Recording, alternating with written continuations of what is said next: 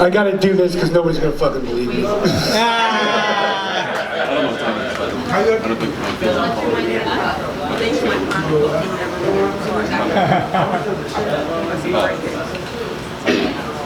Good evening, everyone. Thank you for showing up tonight, man. It's a hot as hell Thursday night, isn't it? Yeah. Damn, my name is Danny Bazongas, and I am brought to you by Chi-Chi Salsa. Bazongas and Chi-Chis, what a pair! Yeah, I keep trying to plug that to Chi-Chi Salsa. They're like, dude, quit calling us, man. But, although I did get a free jar of salsa from Chi-Chi Salsa. I had to buy two, but I got that free one, man. I'm happy. So, I had a weird morning where I just whacked my teeth into the mic. No, not actually. That was just now. That wasn't this morning. But this morning, I put my ATM pin into the microwave. Yeah. Who knew that insufficient funds cooked your breakfast? Ha! All right, so it's September now, and you wouldn't think it's hot September, as hot as it is out here, right? Yeah. But I don't know who needs to hear this, but nobody gives a shit that you don't like pumpkin spice. Dude, so stop. So I am Irish, but I don't drink, so I'm like the equivalent of a Jew that eats bacon. But I'm actually American Irish, which is what the people in Ireland call not fucking Irish! Yeah, if you're not born there, quit calling yourself that. That's their deal. Hello? Come on in, man. The water's fine, dude. Yeah, thank you. Okay, so it's weird because I took the ancestry test and I got 47% Irish. My sister got 49% Irish, so I'm pretty sure that my parents were drinking Bushmills the night she was conceived. Way to go, Dad. Yeah. So I'm getting old and I'm just tripping on stuff. Do I got any Generation Xers out there? Any Gen Xers? Come on, man. Yeah, I'm with you. All right, here we go. We got. Show us that AARP card, brother. Come on. Let's see, man. I love that. Hell yeah. I'll let you feel my defibrillator. Oh, I'm gonna feel a defibrillator, man. That makes my heart race. See what I did there? But you know, I can't get over it. You got all these dispensaries that got so much damn weed in them. I can't. You got a weed for you can't sleep, can't eat, can't fuck, yell too much. You got a weed for everything, man. Now, Generation X, we knew, and some millennials, you'll know this too. You had to it wasn't always like that, you know. We had to go pay some guy's shitty cousin to go off somewhere, and hope he came back, and you got what you got. It's like, is this Indo? I don't fucking know. It smells like outdoor. So I just get over that, and you know what? It amazes me. There's a generation that just grew up not knowing that. We grew up not knowing that 100 years ago you couldn't drink legally in the United States. But we just grew up with alcoholic parents, so we knew it that alcohol was cool.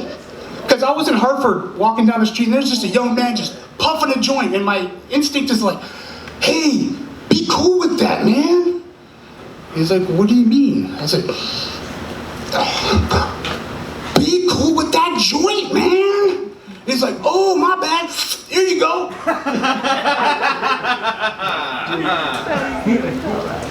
And I gotta admit, I used to some of the younger people that wear band shirts from my era.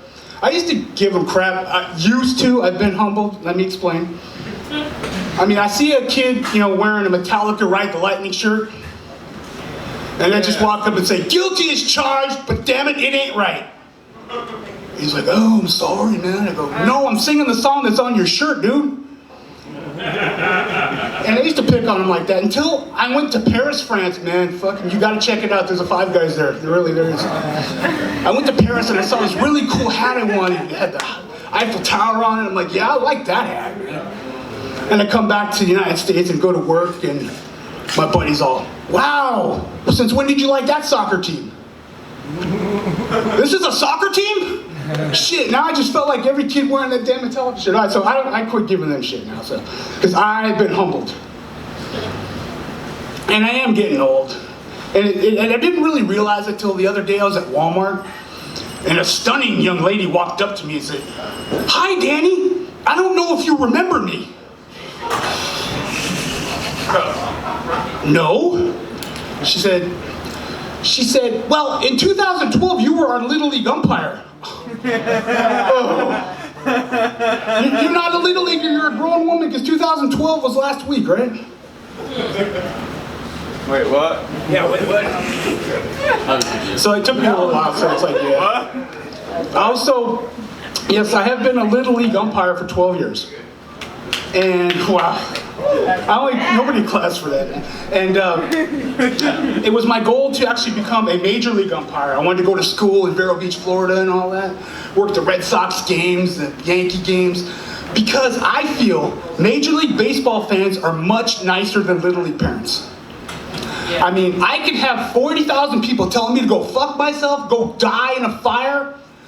What I can't take is the parents of the losing team telling their kids that I'm the reason they can't go to Dairy Queen.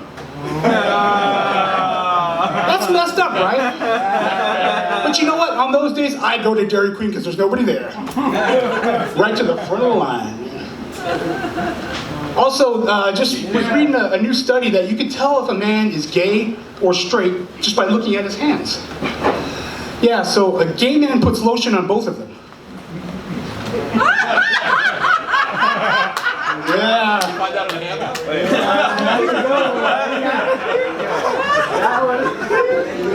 So like, It was. Gotta give you credit now. so I'm pretty old, but you know what? I'm not Captain Crunch old. I'm grateful I'm not Captain Crunch old. But I am Scooby-Doo old. Yes, I came out the same year Scooby-Doo did. And you know how long ago Scooby-Doo was? Everybody that did a voice on Scooby-Doo's dead now. Everybody. Dead. Zoink Scoob, dead. Jinky's dead. And this was another incident at Walmart where this kid behind me, young man behind me, kept saying, "All my exes live in Texas. All my exes live in Texas." And my OCD is getting pissed off because he's not singing the rest of the song. So I'm just like, finally I snapped. He said, "All my exes live in Texas." So I turned around and belted, "That's why I hang my hat in Tennessee." And he's just like, "What the fuck, dude?" I said, "I'm sorry, but that's actually the next line to that song you're singing." And he goes, "Oh, I didn't know that was a song." I go, "Well, it is a country song." And he said, "Oh, so you think I don't know country music because I'm black?"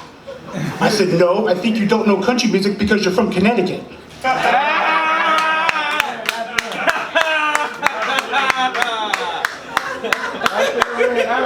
So I went to the doctor earlier this week, and he said I had to cut down on the square dancing. Yeah, he lowered my dosage. So I did get a colonoscopy earlier this year, and it's a great nap. I recommend it. But you know what the thing is, when I woke up, the doctor talked to me, and then as he's leaving, he says, "Oh, by the way, you have hemorrhoids." What do you mean, by the way, you know? "Oh, you got a scratch on your head. By the way, you have cancer." Fuck, dude, no, that's the first thing you saw when you put that camera in. And I didn't have hemorrhoids when I got there, man. How did I get hemorrhoids from the time I got here to the time I left, doctor? I mean, did you whip that camera out of my ass like you were starting a lawnmower? Right? And that's the noise it would have made. I've done it before. All right. And dude, strong, big dude. So, my mother once told me that Meatloaf was my dad. You know the singer? Yeah. And, he's not my dad, but I ended up having to find out the hard way by actually asking Meatloaf if he was my dad. You know, he asked who my mother was, when I was born, where I was born, and then proceeded to tell all of Salt Lake City that there is no fucking prayer he's my father. So that works better than a DNA test. Having Meatloaf cuss you out at Comic-Con. Thank you, I'm Danny Bazanga.